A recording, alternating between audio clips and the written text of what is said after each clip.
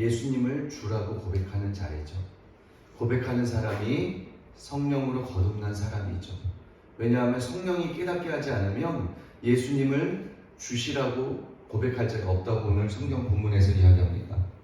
계속해서 4절부터 은사는 여러 가지나 성령은 같고 직분은 여러 가지나 주는 같으며 또 사역은 여러 가지나 모든 것을 모든 사람 가운데서 이루시는 하나님은 같으니 라고 이야기합니다. 7절에 보니까 각 사람에게 성령을 나타내심은 유익하게 하려 하심이라. 여러분, 성령의 나타나심이 교회 안에는 있어야 합니다. 성령의 나타나심이 분명히 있어야 합니다. 그런데 오늘날 교회는 어때요? 성령의 나타나심이 많이 없죠. 7절에 성령의 나타나심이 유익하게 하려 하심이라. 누구에게 유익하게 하려 하나요? 각 사람에게. 여러분, 각 사람에게, 거듭난 하나님의 사람, 성령이 아니고는 예수님을 주로 신할 사람이 없는 사람에게는요, 성령의 나타나심이 나타난대요. 어떠한 나타나심이 나타나는지 오늘 본문에서 이야기하는 거예요. 각 사람에게는 성령을 나타내시면 유익하게 하려 하심이라. 성령이 나타나게 하는 것은 사람을 유익하게 하려 하심이라는 거예요. 즉, 다시 말해서 공동체를 유익하게 하려 하심이라는 거죠. 그러면서 8절에 그 유익하게 하려 하는 이유를 쭉 이야기합니다. 어떤 사람에게는 성령으로 말미암아 지혜의 말씀을, 또 어떤 사람에게는 같은 성령을 따라 지식의 말씀을, 다른 사람에게는 같은 성령으로 믿음을, 어떤 사람에게는 한 성령으로 병 고치는 은사를, 어떤 사람에게는 능력 행함을, 어떤 사람에게는 예언함을, 어떤 사람에게는 영들 분별함을, 다른 사람에게는 각종 방언 말함을, 어떤 사람에게는 방언 통역함을. 쭉 보니까요, 어떤 사람에게는 어떤 사람에게는 다른 사람에게는 어떤 사람에게는 다른 사람에게는 계속 나오죠. 이 모든 것이 누가 행하는 것이라고요? 성령님이 행한다라는 거예요. 어떤 사람에게는 예언하는 은사가 주어질 수 있고요. 어떤 사람에게는 각종 방언 말하는 사람, 지혜의 말씀을, 어떤 사람에게는 성령을 따라 지식의 말씀을 은사로 알 수 있다는 것이죠. 어떤 사람에게는 영들 분별함을, 다른 사람에게는 각종 방언 말함을, 어떤 사람에게는 방언을 통역함을.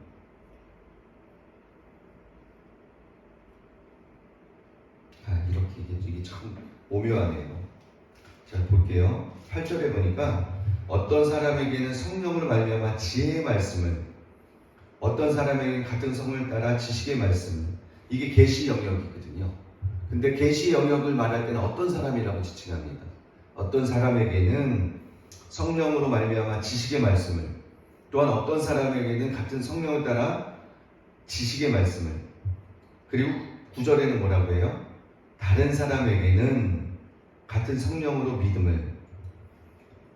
여러분, 지혜의 말씀의 은사, 지식의 말씀의 은사, 영들 분별함의 은사, 예언의 은사, 이거는 어때요? 지식의 파트의 은사예요. 지식. 그리고 이거는 어떤 은사예요? 말하는 은사죠. 그죠?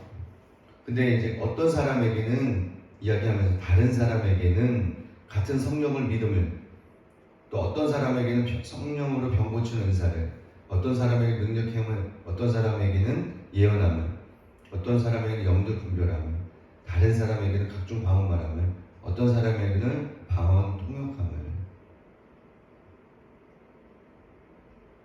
이게 그냥 어떤 사람에게는 다른 사람에게는, 이게 구조가요 정확하게 의도를 가지고 썼네요. 참 하나님의 말씀은 오묘합니다. 여러분, 12절에 한번 같이 읽어볼까요? 시작. 몸은 하나인데 많은 지체가 있고 몸의 지체가 많으나 한 몸과 같이 그리스도도 그러하니라. 어떤 사람에게는 이러한 은사도 주고요, 어떤 사람은 저런 은사도 주십니다. 그런데 몸은 하나인데 많은 지체가 있고, 몸은 지체에 많으나 한 몸인과 같이 그리스도도 그러하니라.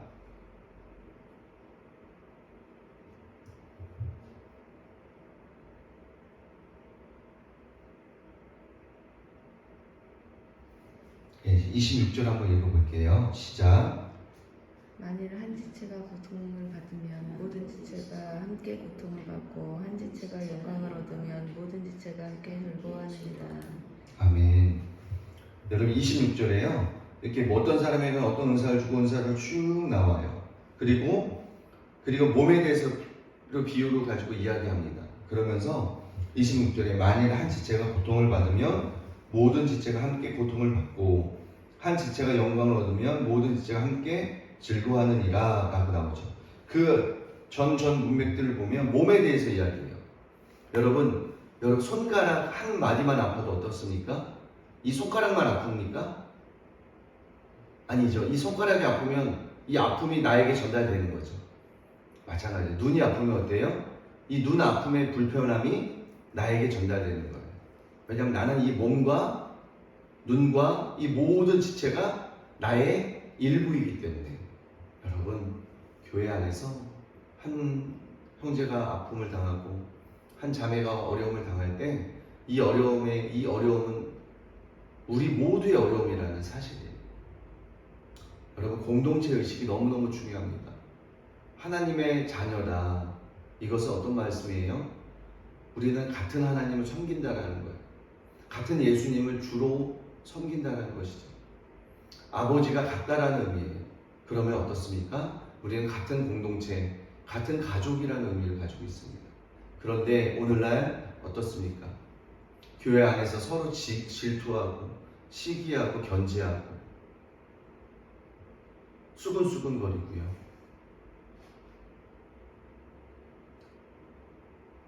형제의 아픔이 나의 아픔으로 여기고 나의 가족이라고 생각하고 나의 아픔을 여기는 이 사랑의 공동체가 우리는 회복되어야 될 과제라고 믿습니다. 여러분 가족 중에 누가 아프면 신경 쓰이나요? 안 쓰이나요? 쓰이죠.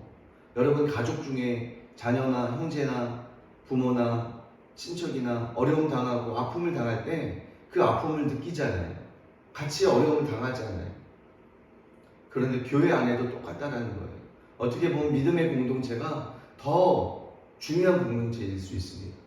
그래서 초대교회에서 보면 사도행전에서 보면 과부와 고아 나그네들을 잘 교회가 그렇게 어려움을 같이 나의 어려움을 여기고 같이 나누었다라는 거예요. 아픔을 나누었다라는 거예요. 고통을 함께 나누었다라는 것입니다. 여러분 고통을 함께 나누면 어떻습니까? 함께 나눌 때 이겨나갈 힘이 생기는 거예요. 그런데 공동체 속에서 나 혼자 외롭다라고 느낄 때, 공동체 속에서 가족 가운데 아무도 내 마음을 알아주지 못한다고 생각될 때, 그때 정말 외롭고 정말 그때 힘이 듭니다. 여러분 교회 공동체가 한 아버지를 섬기는 공동체예요. 그러면 우리 교회의 아픔이 우리 교회의 아픔만 우리 교회만 괜찮으면 되는 건가요? 아니요. 우리 교회 남의 교회가 없어요. 여러분 잘 생각해 보세요. 내가 출석하는 교회, 옆에 교회, 우리 교회 아니야 상관없어 이런 게 아닙니다. 그런데 오늘날 모든 교회에서 어떻습니까? 목사님들조차도 우리 교회에 출석하면 자기 양인 줄 대단히 착각하고 있죠. 예수님의 양인데 우리 교회에 출석하면 마치 자기의 울타리에 있는 자기가 보호하는 내 양인 줄 착각하는 경우가 많이 있어요. 다른 교회 나가면 내 양 아니야 돌보지 않고 신경 쓰지 않는 그런 경향이 있습니다. 여러분 이것은 너무너무 비성경적이고요. 너무나 많이 하나님의 사랑을 오해하는 거예요. 오늘 사도 바울에서 계속 이야기하죠.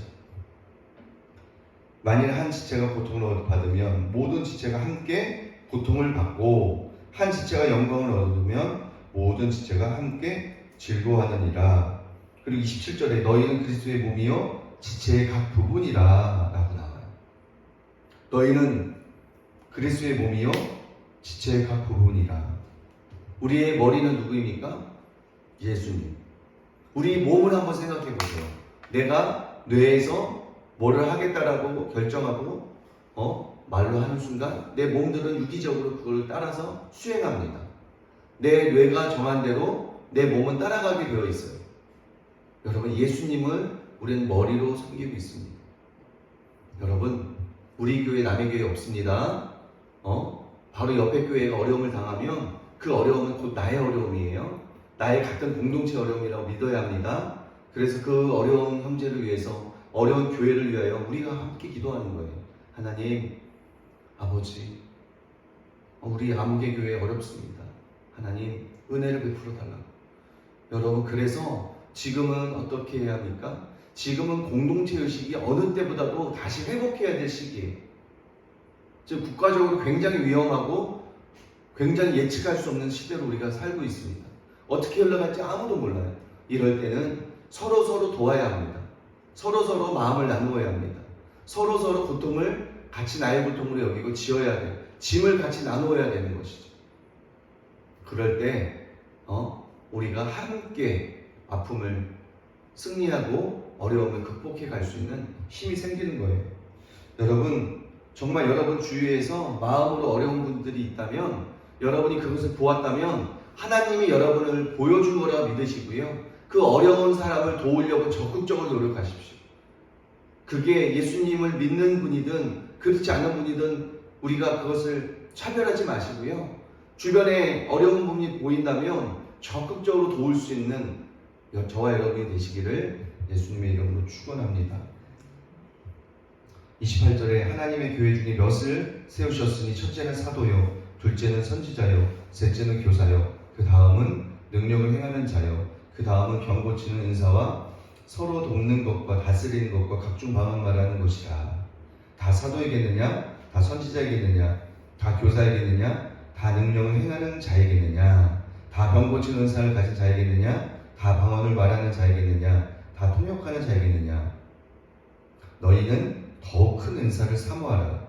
내가 또한 가장 좋은 길을 너희에게 보이리라.